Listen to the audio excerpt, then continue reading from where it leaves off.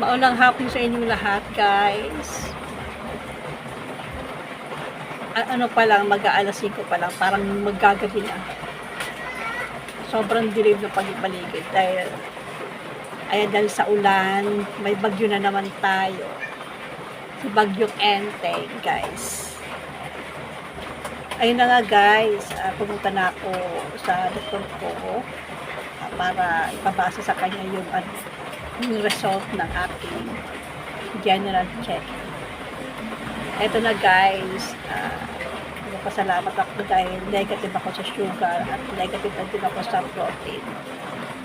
Yun nga lang, siyempre, dahil sa katakawan, yung medyo may problema ako sa ihi ko daw. Tapos ang aking blood pressure ay mataas.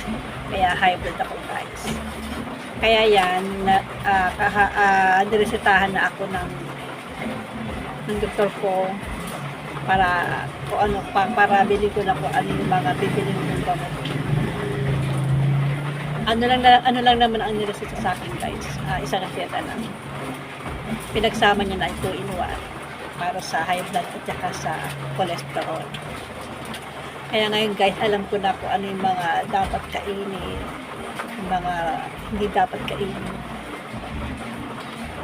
Napakatakot ka pa kasi, guys, mahilig sa mga sa mga karne. Ayun ang bawal. Tapos sa mga prito, bawal yun. Dahil mga cholesterol yun, guys. Ayan, guys. Ngayon, magdidijata-jata na ako, guys. Pero hindi naman ako inano ko sa rice kung gaano karami. Hindi naman kasi,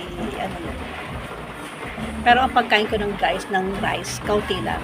Kinukuntian ko na rin kumain ng rice ngayon, guys. Kasi ayoko namang sobrang tumaba. Kasi mataba na ako, guys. Ayun, guys, ngayon, salamat ako kasi nakapag-check up na ako. Nalaman ko na kung ano yung mga dapat kong kainin at hindi dapat kainin.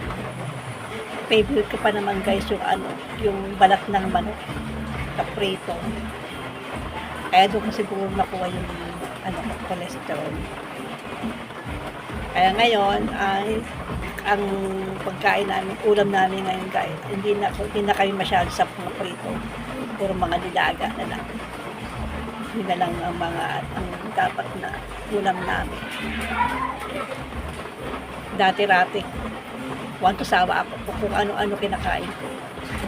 Kasi syempre, hindi ko pa alam kung ano yung sakit ko, hindi ko pa alam kung ano yung mga bawal, ganun. Kaya kung ano nandyan, kakainin ko. Napakatakaw kasi, guys. Kaya ngayon, ayan, kontrolado na yung mga kakainin ko.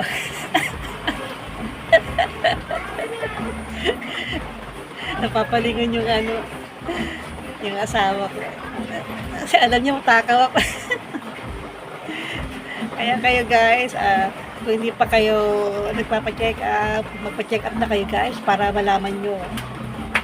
Para sa sa kalusugan nyo, guys. Ayun lang, guys.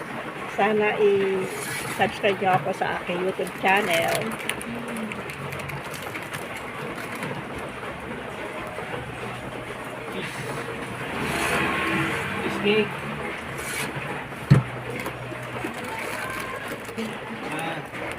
Ayan, guys, natatawa yung asawa ko kasi alam niya kahit ano kinakain, kaya matumaba ako.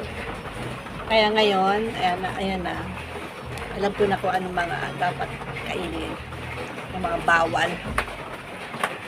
Kaya ngayon natutuwa ako kasi alam ko na yung mga needs na katawan ko ngayon.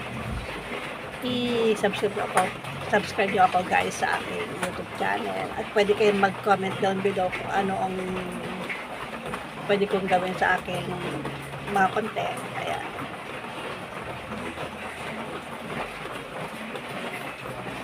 Okay, yun lang, guys. Salamat sa panonood.